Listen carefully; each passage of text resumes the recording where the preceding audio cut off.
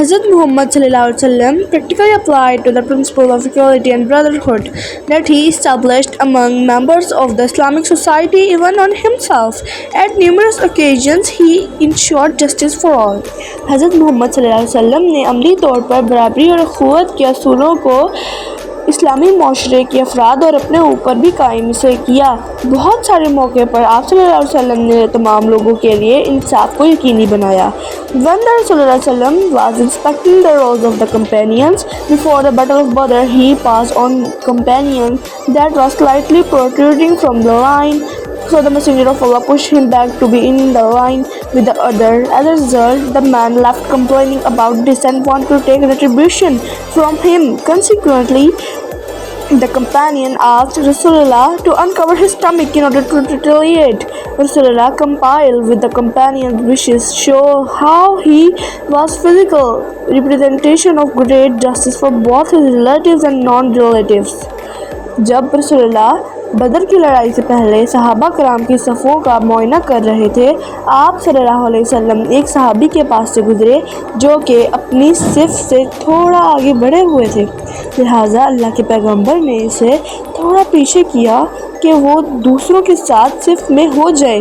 इसके नतीजे में इस आदमी ने शिकायत करना शुरू कर दी और रसूलुल्लाह सल्लल्लाहु अलैहि वसल्लम से बदला लेना चाहा।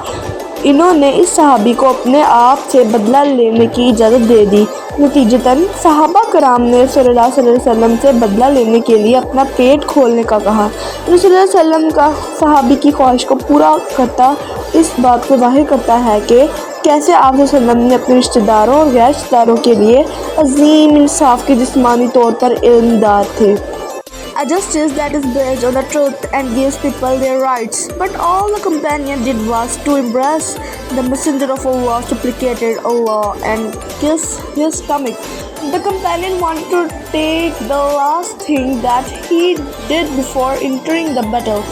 Therefore, the Messenger of Allah supplicated Allah for the companion to receive barakah. इंसाफ जो कि सच्चे पर मुबनी हो और लोगों को इनके हकूक़ देता हो, लेकिन मजमूई तौर पर सहाबा कराम के पैगंबर से मिलता और आपके पेट को चूमना चाहते थे।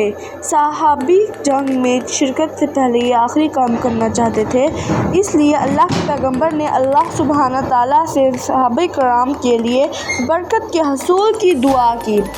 There were few camels during the Battle of Badr and 3 people were rode one camel. Hazrat Abu Lubaba and Hazrat Ali were with the Messenger of Allah, and it was the Messenger of Allah's turn to walk.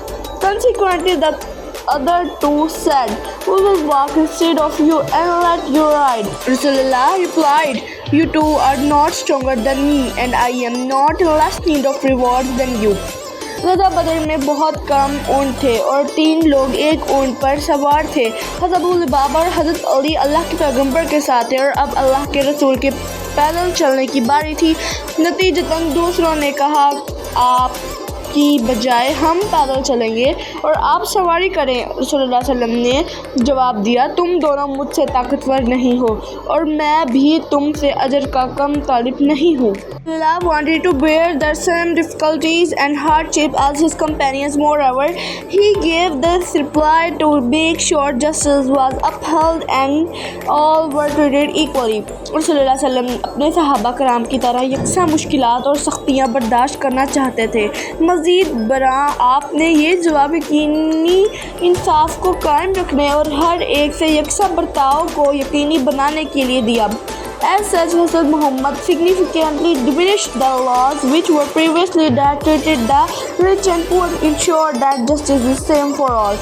हज़रत मोहम्मद ने पिछले क़वानीन को नुमाया तौर पर ख़त्म किया जो अमीर और गरीब पर लागू थे और इस बात को यकीनी बनाया कि तमाम लोगों के लिए इंसाफ यकसा है। The story of the woman from Bani Mukhzim accused for theft highlights this point. Hazrat Jabir reported that a woman from the tribe of Mukhzim committed theft. She was brought to Rasulullah. Her family sought the help of the people close to Rasulullah to intercede for them with Messenger of Allah, but the Messenger of Allah did not accept such intercessions, replying with words that history was preserved for all time. बनी मुखज़म की एक औरत जो कि चोरी की मुलजिम थी की कहानी इस नुक्ते पर रोशनी डालती है जब हज़रत जाबिर बयान करते हैं कि कबीला मखज़ूम की एक औरत ने चोरी का अर्तकाब किया। इसे रसूलुल्लाह सल्लल्लाहु अलैहि वसल्लम के पास लाया गया। इसके ख़ानदान ने रसूलुल्लाह सल्लल्लाहु अलैहि वसल्लम से सिफारिश करने के लिए मदद मांगी, लेकिन अल्लाह के रसूल ने ऐसी सिफारिश को कबूल ना किया और इन अल्फाज में जो तारीफ़ में हमेशा के लिए महफूज हो गए जवाब दिया, What destroyed the nations before you, as that if a noble among us them stole, they would forgive him, and if a poor person among us them stole, they would conflict Allah's legal punishment on him by Allah. If Fatima, the daughter of Hazrat Muhammad, stole, I would cut off her hands. तुमसे पहले जो कौमें तबाह हो गईं कि अगर इनसे कोई मुअज़्ज़िज़ चोरी करता तो वो इसे माफ़ कर देते, और अगर एक गरीब आदमी चोरी करता तो वो इस पर अल्लाह की कानूनी हद जारी कर दे। खुदा की कसम, अगर फातिमा मोहम्मद सल्लल्लाहु अलैहि वसल्लम की बेटी भी चोरी करती, मैं इसके हाथ काट देता।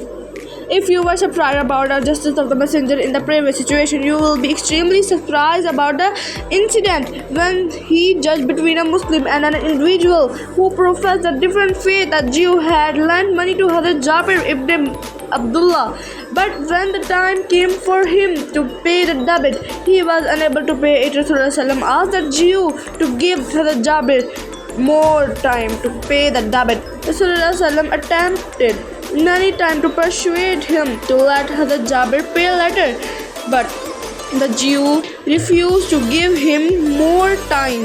अगर आप गुज़िश्ता सूरत हाल में पैगम्बर सल्लल्लाहु अलैहि वसल्लम के इंसाफ के बारे में हैरान हैं तो तुम बहुत ज़्यादा हैरान हो गए इस वाक़े के बारे में जब आप सल्लल्लाहु अलैहि वसल्लम एक मुस्लिम और एक फ़र्द जो मुख्तलिफ अक़ीदे पर ईमान रखता था इनका फ़ैसला किया।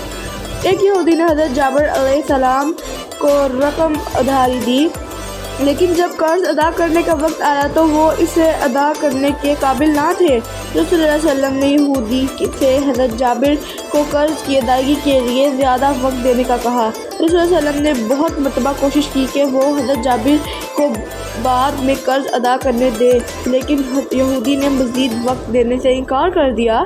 लिहाजा रसूलुल्लाह सल्लल्लाहु अलैहि वसल्लम ने हज़रत जाबिर रज़ियल्लाहु अन्हु को कर्ज अदा करने का हुक्म जारी किया।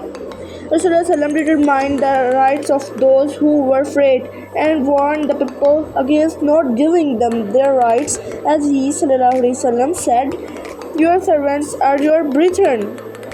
रसूलुल्लाह ﷺ ने इन लोगों के हकूक़ मुतय्यन किए जो कि कमज़ोर थे और लोगों को इन्हें हकूक़ ना देने के बारे में ख़बरदार किया। रसूलुल्लाह ﷺ ने कहा, तुम्हारे गुलाम तुम्हारे भाई हैं, Allah placed them under your hands. Whoever has a brother under his control should feed him what he, the master, eats, clothe them with the same type of clothes he, the master, wears, and not ask him to do more than he is not able to perform.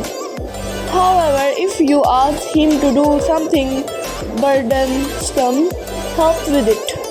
अल्लाह सुब्हाना ताला ने इन्हें तुम्हारे काबू में दिया है जिसके ज़ेरे असर कोई भाई है।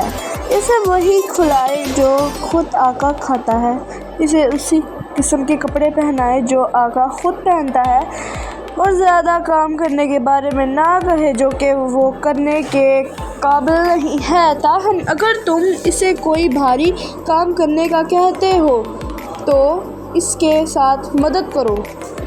As Muslims, we need to follow the path of Rasulullah sallallahu alaihi wasallam, following the truth and exercising faith judgment, even it is against yourself, our parents or relatives. We are giving a responsibility that we must ensure not or villainize others, oppress them or infringe on their rights. Ensuring the proper administration justice is a difficult path, but it is the path of Rasulullah sallallahu alaihi wasallam, and we must always follow it to be successful in life and the hereafter.